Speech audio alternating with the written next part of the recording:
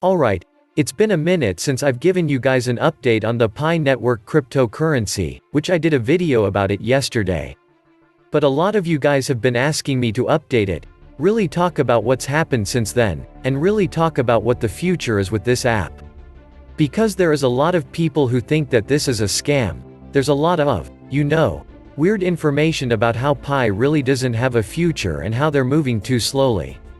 So I want to dispel some of the myths, talk about what the developers have released to us in the last couple of weeks as far as their roadmap, where they're going, and explain to you what Pi is if this is maybe your first time hearing about this cryptocurrency. So first off, if you've never heard of this before, you should definitely check out my first video, which I'll put a card and a link in the description for, so you can kind of get more in depth. But to put it really simply, basically Pi is a cryptocurrency, where you download an app, you open the app every 24 hours, you click mine, and then you can close the app. So the mining actually doesn't take up any processing power on your phone. So it doesn't need to stay open, you can add people to your security circle. And that will boost the amount of Pi that you get each hour, and the more people you refer to the app, the more that hourly Pi occurrence goes up. And so this kind of works as an incentive system to get more people, more users into using app. This is also going to allow the coin to be distributed more fairly. So what's the point? What's the incentive for the developers? How is this coin gonna ever have any value, especially if it's just given away freely? I'm going to get to all this later on in the video. We're going to talk about the FUD. And whether or not this is a scam. And really, what is the purpose for the owners to really allow people to freely mine cryptocurrency and get the Pi coin? But first, I'm gonna give you guys an update on where Pi is at. They did a Q&A recently.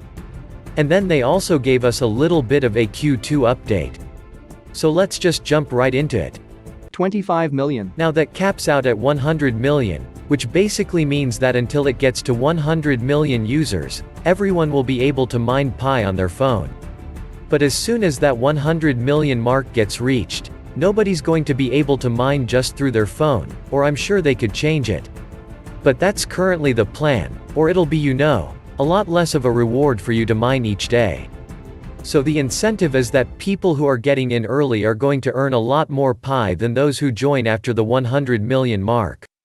25 million. Okay, so let's jump into the Q&A a little bit, so we can see what the developers are talking about. The first question was, when will the Pi wallet have the real Pi inside? Because again, if you don't know, right now, Pi is in the test net phase. And we're waiting for it to go into the main net. So the answer is, when Pi main net is live, that's when you're going to have real Pi inside of your wallet. Right now, the Pi that you see in your wallet is test Pi. Now from what I understand, that really doesn't matter. The test Pi that you're gaining in your wallet is going to be credited at the same level when it goes main. So if you have 1000 Pi by the time it goes to the main net, you're going to have 1000 real Pi when it goes to the main. So they said that the aim for Pi to go to the main net is by the end of the year.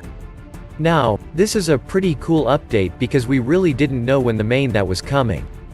It's kind of just been this thing like one day. And so now we have a kind of a tentative rough date. And that's Q4 of this year, which is pretty exciting.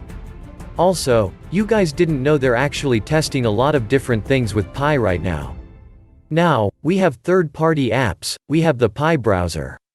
And basically, this is kind of giving a foundational, test arena of how apps are going to work, how the transaction is going to work, all that kind of stuff before, we go to the main net. We have to get all that ironed out.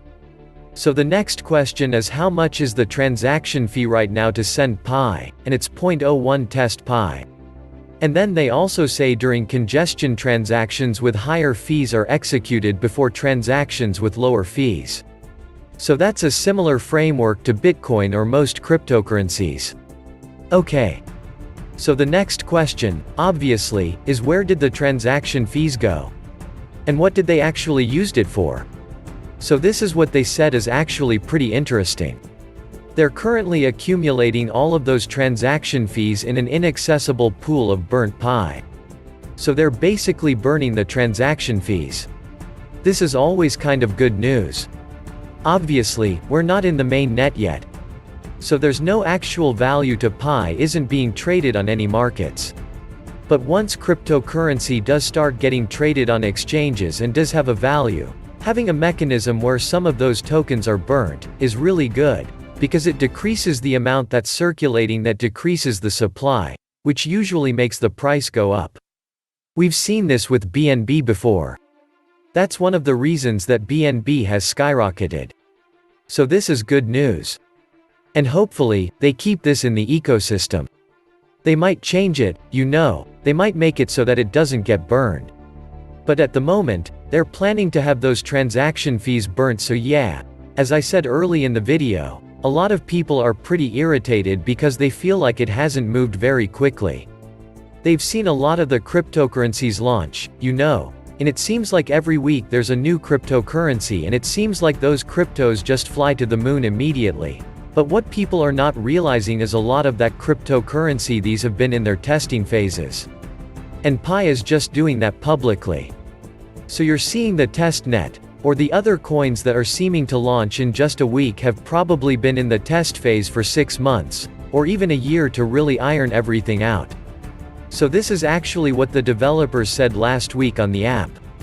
So developers said in Q2, while keeping up with the work on the test net and the growth, the core team has been focusing on building and improving Pi utility platform, the necessary infrastructure for building the Pi ecosystem. We always believe the real value creation will occur in utilities and applications. Thus, the development of the utility platform has always been a very important strategy at the Pi network. So this is very good news.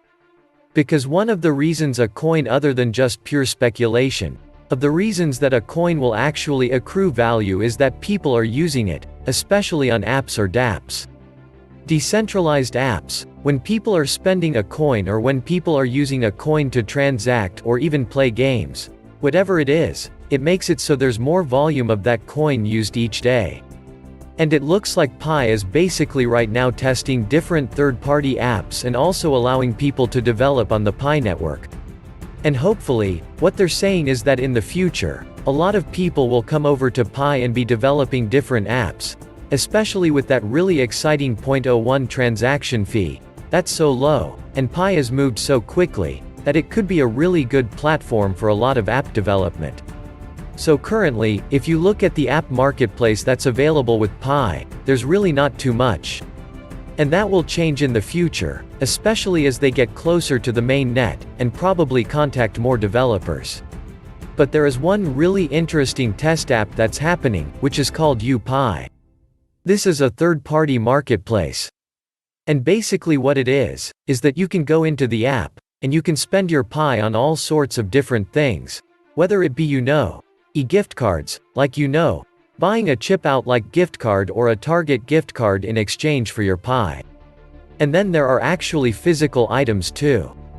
So I'm sure that none of this is actually happening quite yet. Like I'm sure people aren't selling their TVs for Pi yet. This seems to be more of kind of a test phase. And maybe they're just showing a proof of concept. But this app is kind of floating around there. I haven't used it yet personally. But it does look very exciting. And if people started using it, it would be pretty awesome.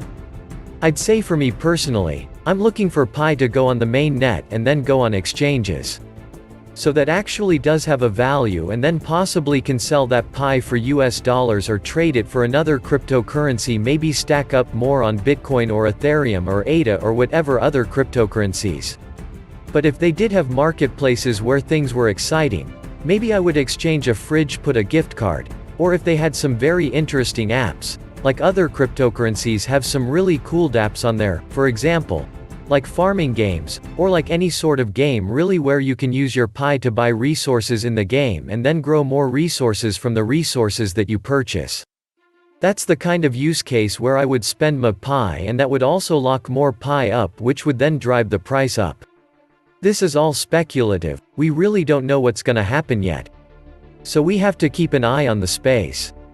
Okay, So the last thing I want to address is there are a couple of posts, for example on the cryptocurrency Reddit, where people are saying Pi has to be a scam. So I wanted to actually read one of the posts that got a lot of thumbs up and a lot of attention about what this person kind of said with why they think Pi is fun, and kind of give my reactions to those pieces of fun.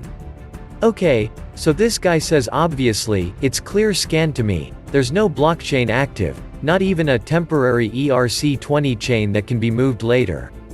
The tokens are virtually pre-mined and are divided by users by logging in the account. Pyramid marketing scheme. The more referrals, the more hash power you got. They're creating a value out of the user base and hoping with the actual launch that the community will value this token. But how is that going to happen, because there's no supply and demand?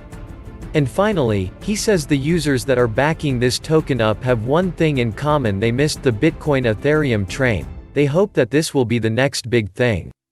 Okay, so real quickly to wrap up this video, let's break down each one of his points. The first one is that there's no blockchain active at the moment. This is pretty normal for a lot of cryptocurrencies that are in their test phase. Again, Pi's doing it publicly so that we can all kind of follow what's going on. But a lot of cryptocurrencies don't do it publicly. And that's totally fine. It's not like you immediately need to put your brand new cryptocurrency that you're ironing out all the details and really figuring out what the plan is as you move along. You don't have to put that on, Ethereum, or the Binance Smart Chain, or anything like that. It totally makes sense to have a test net before putting it into the main net. And that's actually pretty common practice. As the second problem, that tokens are pre-mined. Pi's really cool because sure, the people who got in, maybe when there were only 1 million users, are gonna have way more people, way more coins. 25 million. It totally makes sense that you're incentivized by getting in earlier.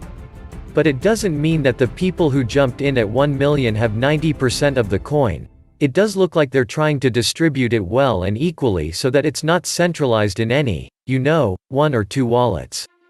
And this really does give a lot bigger of a chance of it having a lot more of a price action once it does get listed on exchanges. Because there's not like Dogecoin 5 wallets that hold 70% of all the coins. So the last 3 things that this guy's mentioning can all be dismissed all at once. 1, he says it's a pyramid marketing scheme. So are almost every cryptocurrency, project. You have to get people excited about it. And one of the best ways to get somebody excited about your coin is to have them start using it or to have some in their wallet. If you've heard of airdrops before, that's literally free coins that are just dropped into people's wallets. They didn't do anything about it.